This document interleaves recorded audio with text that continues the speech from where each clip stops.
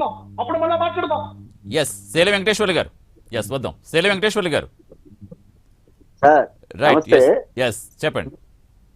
అలాగే విజయ్ కిరణ్ గారికి, గాదే వెంకటేశ్వర గారికి అందరికి నమస్తే అండి.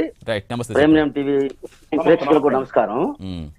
ముందుగా కూటమి ప్రభుత్వానికి సంవత్సర కాలం పూర్తి చేసుకున్నందుకు, విజయవంతంగా పూర్తి చేసుకున్నందుకు ముందుగా నేను కూటమి ప్రభుత్వంలో ఉన్న 3 పార్టీలను మనస్ఫూర్తిగా అభినందిస్తున్నాను. నేను వేరే పార్టీ అయినా కూడా ప్రభుత్వం విధానాలు గురించి మాట్లాడతాను.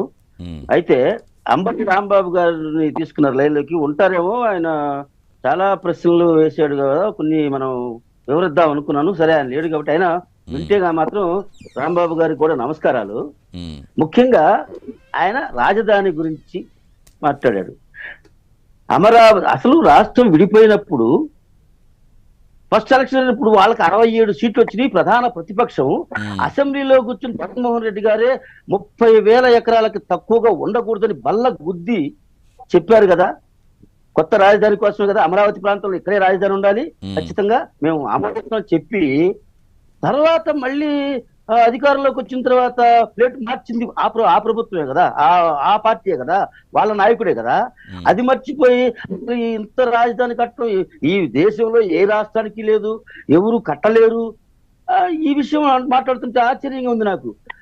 అమరావతి అనే రాజధానిని ఇప్పటికైనా నిజంగా విజయ్ కిరణ్ గారు చెప్పినట్టు రాంబాబు గారిని నిజంగా అభినందించాలి, ఆయనకి ధన్యవాదాలు చెప్పాలి. అంటే ఈ దేశంలో ఏ రాజధాని కట్టుకునే అవకాశం ఎవరికి రాలేదు, అది మహద్భాగ్యం. ఆ అవకాశం మన రాష్ట్రానికి వచ్చింది, మన తెలుగు రాష్ట్రానికి వచ్చింది కాబట్టి అని ఆయన ఒప్పుకుంది కాబట్టి ఆయనకి ముందు ధన్యవాదాలు. కానీ అమరావతి రాజధాని 5 ఏళ్ళు వాళ్ళు బీడు పెట్టేసి దాన్ని శ్మశానం అన్నారు, అడవి అన్నారు, లేకపోతే మునిగిపోద్దన్నారు. రకరకాలుగా ఎంత అమరావతి ప్రజలనే కాదు రాష్ట్ర ప్రజలను కూడా హింస పెట్టారు వాళ్ళ మాటలతో, వాళ్ళ చేష్టలతో. ఆఖరికి అమరావతిని చంపేయాలని కొన్ని జీవోలు, కొన్ని రోడ్లు కూడా మార్చారు. ఆ మ్యాప్ లో ఉన్న వాటిని కూడా. ఇంత ద్రోహం చేసినా కూడా అమరావతిని మాత్రం కాపాడుకోవాలనే నిన్న గత ఎన్నికల్లో ప్రతిపక్ష హోదా కూడా లేకుండా పక్కన కూర్చోబెడితే ఇప్పటికి కూడా తెలుసుకోకుండా ఇంకా అమరావతి అసలు వద్దు ఏమనుకోవటం ఏముందిలేండి.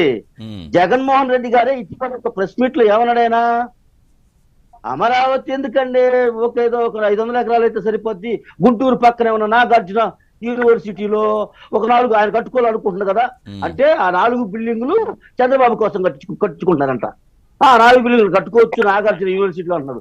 అంటే ఆయన కనుక రుచికొండలో కనుక ఆయన కోసం, ఆయన భార్య పిల్లల కోసం 7 విభాగాలు పెట్టి 500 కోట్లు పెట్టి కట్టుకున్నాడు కదా ప్యాలెస్.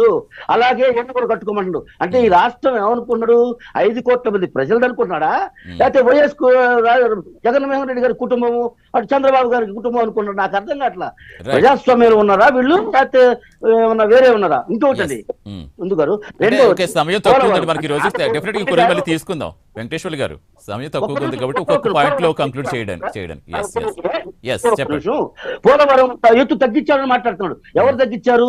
2023లోనే నిధుల కోసం మీరు పాకులాడి 41.7% మీరు కదా తగ్గించింది.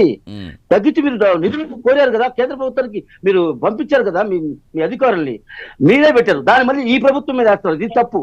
రెండవది, పోలవరం తగ్గిస్తే నీళ్లు రావంటాడు. అసలు బనకచెర్ల గురించి ఏమైనా ఐడియా ఉందా? బనకచెర్ల అనే ప్రాజెక్టు తీసుకురావటం అనేది 200 టీఎంసీలు మనం తీసుకున్నాం అనుకుంటుంది. 2000 టీఎంసీలు ఒకే రోజు మొత్తం కాదండి. ఒక ప్రాజెక్ట్ కట్టి రోజుకు 1, 2, 5, 10 టీఎంసీలు లెక్కన నిత్యం 320 తీసుకోవడం ప్రాజెక్ట్ అది. ఆయనకి ఆ మాత్రం అవగాహన కూడా లేదు. పోలవరం ప్రాజెక్ట్ అంటే ఎవరికి అర్థం కాదు, ఎందుకంటే నాకే అర్థం కాలేదన్నాడు ఈ మహానుభావుడు. సమయం అవుతుంది, ఖచ్చితంగా ఇంకో రోజు మళ్ళీ కంటిన్యూ చేద్దాం. ఖచ్చితంగా ఈరోజు సమయం తక్కువ ఉంది కాబట్టి ఒక్కొక్క పాయింట్ లో మళ్ళీ కంక్లూడ్ చేయాలి కదా. రైట్ వెంకటేశ్వర్ గారు, కిరణ్ గారు, ఒక పాయింట్ లో కంక్లూడ్ చేయండి, మళ్ళీ సార్ కూడా తీసుకో.